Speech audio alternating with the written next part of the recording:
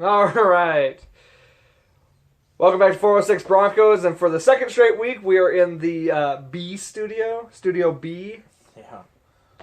But Mac's here this week, and aren't we just in a great mood this week? We got so sick of it all. We got the Browns coming to town, and we're going to be there live. I think the plan is probably just get super drunk before even stepping foot into the stadium. I think that's probably like the best plan of action. Because that's about the only way we're going to enjoy this game. Or any game for the rest of the season. Who knows? I mean, maybe that guy does show something. But, man, have a quarterback up to bat. Hasn't even started since 2015. Kid from Arkansas, I believe. Yeah, he was backup for the Jaguars. He started out backup for the Rams this year. Didn't even make the team. We picked him up.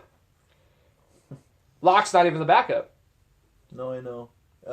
What's Ripien? Ripien. Like, people we don't even know. Yeah. Yeah. It's almost obvious that we're going to be heavily leaning on the run game this week. So you can pretty much assume that the Browns are going to be prepared for that. Real quick before we talk about this terrible game, let's talk about last week's terrible game. And the fact that our defense showed up to play. Holding a team to 15 points is actually, Well, plus the Colts, they've been throwing out the points. Yeah, and you're talking about an NFL nowadays when it's not uncommon to score 24 or 25 points on average. So here's my story. When I was out hunting, I got out of the coolies, and we didn't see much of anything. Brandon goes, well, here's some good news. It's 13-3, Broncos are up. I said, okay, well, what's the quarter? He said, I think it's the start of the third quarter. I said, oh, then don't worry about it, because this is about the time where the Broncos let the other team come back. And sure enough, I kept hearing it a little bit here and there on the radio since we were hunting and stuff. And they just kept gradually coming up. Nothing going on with our offense. That lull crap that I keep talking about it. Because we seem to have to play conservative if we are leading. We're trying to play to win there. And that's what Joe Flacco said. I know, and I exactly agree with it. I think Joe Flacco, though, also is part of the problem in some of those ways. But why do we always do that? Why can't we figure out what this is happening? Not playing to win, playing to not lose. Play like you're always behind, man. Yeah. Stop playing That's what the Patriots conservatively. do. That's what the Patriots do. Look at their record. I don't know. I'm having such an issue with the OC in this situation. Ask the Falcons how this happens. What happens when you do stuff like this? I have been trying to give that guy as much leniency as possible, but the OC, man, that's an issue. Big issue. Well, yeah. These play calls, running for it on 3rd and 5 when if you get the first down, game over, you win. And you ran it up the middle with Phillip Lindsay. Could have ran it up the middle with Royce Freeman or Janovich. Those are two way better options as far as up the middle. Yeah, we'll get in those short punch yards. You could run it outside. You could do a short pass. I would sooner pass it and have a chance of, a dead play with them still having a timeout. At least you tried. When you run it up the middle, you're basically saying, here, just have the ball back. Yeah. You're saying we're just going to hope that maybe a hole opens up in the most, minuscule chance. But, of course, yet again, that makes it 3 last-minute field goals that game-winning field goals crushed us. Coming forward to this week now. First of all, also, trade deadline came and gone. Nobody left. Besides Emmanuel Sanders. Right, but as far as they were talking about Vaughn potentially, and they were talking about Chris Harris. Yeah, the Vaughn thing, I think that was mostly media stir-up. It wasn't... They said that people were calling about Chris Harris, and the Broncos were actually fielding calls, but they weren't making attempts to trade him away. They were listening, but they weren't, trying to shop him, which is a good sign. However, I think if you're going to do that, we're clearly planning on re-signing him. If you would assume, because this is a lost season, like we're pretty much We're dead in the water now. right. So why keep a guy if he's an upcoming free agent? Why keep him and not trade him? Right. If you're not planning on signing him. Him. So we're clearly going to make an attempt to sign him. An attempt. That doesn't mean he's going to sign, but we can at least try. And so I would say the same about Derek Wolfe, who's having a great year, I might add. Yeah, he's doing good. I was surprised. I actually thought maybe I'd hear about Derek Wolfe's name get brought up on the trade, but I heard more Chris Harris than anything. Well, because he had a high, he would have garnered a pretty hefty load. Kind of. Like you said, that the Eagles wanted him, but we wanted a second rounder. That's high. Yeah. The third rounder, you're starting to get to it's high but mid. Like that's a mid pick. Well, it's hard to say too because I couldn't tell you what the Eagles have for picks and what they have available to give away. Anyway, though, so that happened. Now we're gonna go on to we're traveling to Denver. We're gonna be live at the game. I'm excited to be there. As far as watching the game, that's a whole other story. Watch this be the one that we just turn it up and our defense just crushes. I'm not gonna say we're out of the situation. It's their defense is really going to be holding us strong into it. I say, but dude, Browns are on a 3-game losing streak, and I know they're getting pissed. I bet this is going to be. I think I can see a 180 on Browns this week, and we're gonna be eyewitnessing it. Well, and I would be more confident if we weren't having a backup quarterback start. Right, I hear you. All that, and I don't know. I just hope what Flacco said really settled in with him. Yeah, really, it was you know what, you're right, yeah, what I'm doing is, because I've said it since, week freaking 2 or 3, this weird wall crap we do, we just gain all the points, that's the points we need, now, let's hold our hands and, save it for the ending, if we need it, It's a terrible way to manage a game. I hate that. I hate that so much. There's the potential. You're making the points, man. Keep going with it. Stop doing this conservative bull crap. I know. Yeah, I'm getting pretty tired of that too. So, like you said, hopefully Flacco. In reality, Flacco should have probably handled that a little bit better. He didn't need to spit it out and put them under the bus like that on media. But what he should really do, and I agree with him saying something about it, but go to their offices. Go and tell them, dude, look, we obviously have seen for 6 straight weeks in a row what's happening here. And with the decisions on the field is not right for us in the second and the third quarter. We got to change something up. That's the way he should have probably handled it. Fangio said that he was glad to see that Flacco is pissed. He's if he wasn't pissed, then he doesn't care. I understand, but still, no, I agree. Fangio also has to say things in the media just to kind of hide what true intentions. No, I definitely wish. I'm glad he said what he said. I agree. He probably shouldn't have said it right then and there. But God, I just hate that. I'd be more confident if Locke was playing. Because at least it's a guy that's competing to... Brandon Allen, he knows he's not competing for this job. He's just playing just to... He's okay, now I get to play. Maybe I can make some noise and get a backup job somewhere else next year. Or be the backup that here next year. He's not playing for the start. Drew Lock would be playing... He's going to be playing to, this is who I am, I'm your future. Right. But he's not given that chance. They're saying there's a plan in place for Locke. What it is? I don't know, but this is what's getting me with these high round quarterback drafts is why do we keep sitting them for so long? Let him get a little playtime, man. Now Flacco's out, and he's off of IR.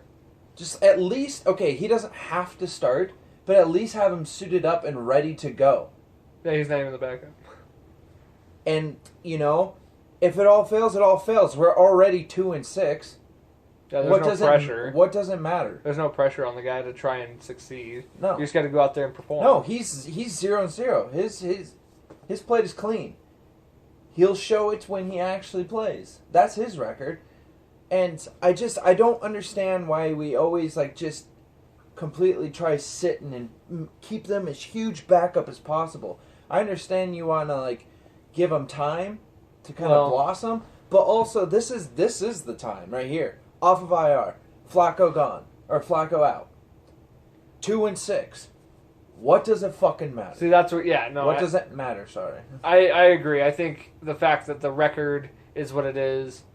You're not just throwing him to the wolves. No. You know, we still have a team with good players. You're not just it's not like you're throwing him out there with the Dolphins where it's like, oh, there's a bunch of nobodies that I'm competing with. You know what I mean? Yeah.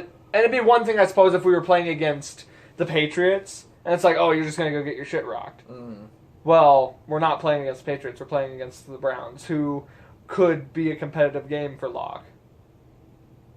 So, and are you risking him getting hurt? You're risking everybody getting hurt every game. That's not an excuse.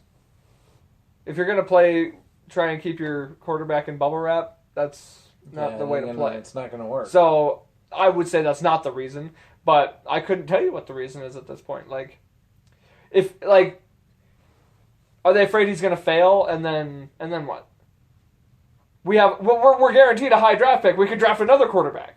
Well, yeah, but that's the thing too. Is just how many quarterbacks in their first year actually did kind of bust? I know John Elway wasn't very good his first year. Right, you just got to get him some playing time under his feet. What better time? That's what I mean. Get him some playing time, and then make a decision in the offseason. It's like, okay, now he kind of knows what he's up against. I know. He can adjust his game. He can. I don't know, man. I don't know. I'm starting to get annoyed with the higher ups on what they're doing. Yeah. And it is really starting to become I love Elway, and you know what? I think he's good in his ways, but it is true. How many quarterbacks has started under Elway? What was it, 7? 6 or 7 now? 7 at least, and now this should be 8. Well, let's think about it. Tebow? Yeah. Was Kyle Orton part of that? No, Tebow replaced Orton, but John Elway wasn't the GM yet, okay. Wasn't he? Or no, he started that year, I thought. Didn't he start that year? I don't know. I don't know. We'll say Orton for sure started Tebow. the year, Tebow. Manning. Simeon. Lynch, Simeon. Osweiler. Yeah, Lynch, Simeon, and Osweiler. Keenum, Flacco. No. Allen. So 8 to 9. That's bad. That's bad. That's in. Well, what's really bad is, 2 of those aren't in the last 3 years. The rest of them are. I know. That's 6 in the last 3 years. Between Simeon, Lynch, Keenum, Flacco, Osweiler, now Allen. This QB thing, it's we are literally. That's the one you need. That is the position. Yeah. The ultimate position that you want to have a superstar in. That's what makes a great team. You gotta have that. You've got to have that leadership on the field. And we can't find anything. So you're having this you're having these dismal years all the time. You have a great team, you just don't have a good team leader out there. Yeah. Well, the defense is a whole different game, but they can't just win the season. They can win championships. They can't just win the season. Starting to feel like the Browns. with all these quarterbacks and coaching changes and... I don't know, man. I think some things need to be rocked this offseason because we all were kind of had some faith for this season, thinking, you know what, tides are changing, maybe we'll see something good. Dude, no. Like, there is... It's almost worse. Yeah, the consistencies are about the same or worse. I feel like I really do feel like Vance Joseph ruined the culture. I think it really effed up the culture in Denver as far as like the winning ways and like just like I don't think they have that motivation, that like drive and that, I think he killed that. He came in and basically those guys forgot how to be champions. They forgot how to win. They forgot how to, you know what I mean? Like, it just drained out of them. Yeah. I think the culture got killed with Vance Joseph. And now Fangio's been tasked with the having to bring him back to life. And you can kind of see it in certain places, but other places, it's just not there. But we'll be there this weekend, hopefully. Hopefully we can at least see a win. That would be fucking great. I am 1-3 these past 3 years. 1-3. I mean, in the past 3 years, I'm not really any better. I think I'm the same. Well, no, I'm 1-2. Yeah, you'd be 1-2. You've seen 2. Oh, in Denver? In Mile High? Yeah. Okay. 1-3 for me. In Denver. In Denver. So, and I'm 1-2. Yes. Because you went to one that I didn't go to. But altogether, we're 2 and I'm 2-2 in the last 3 years. You're 2-3, if you include Arizona. Yeah, 2-3. I hope to God it's not 2-4. It's also just kind of depressing walking out of that stadium when you're on a loss. Well, let's just not have that. Let's just not have that. We gotta think positive and let's get this win. We'll be there. We'll go live. At least it's against the Browns, a team that's also struggling. So who knows? God dang. The turnovers they had last week, granted it was raining, but I mean Patriots didn't have the same problem, so hopefully we can have our defense have a big field day. Just intercept everything. I picked him up in fantasy just because of this. I was like, I needed a defense. My defense was on a bye, and I was like, you know what? I'm gonna take the Broncos. Let's see if they can do something for me. So fingers crossed. Defense. If anybody's gonna win this game, it's the defense. It probably isn't gonna be the offense. I would poop myself if it is, but if it is the offense, it's probably the rock and run game. Yeah, but you have to set it up right. Yes. And make it so it's not so obvious. Who knows? Yeah. Maybe the fact that there's no pressure on this guy, maybe he... we've seen that before with, like, Fitzpatrick and stuff like that, where there's no pressure on a guy, he comes out, he just performs like he's never performed before. Anything is possible when it comes to sports and football. We could also get our asses completely creamed and walk out of there just really, really effed up. But that's not what we're hoping for. We're hoping for the better. I'm excited to be there. I'm excited. I haven't gotten to go to a game all year, so I'm excited to be there. I'm excited to just be in the stadium and go to Denver. So, call it on that. Peace out. We'll see you in Denver. Yeah.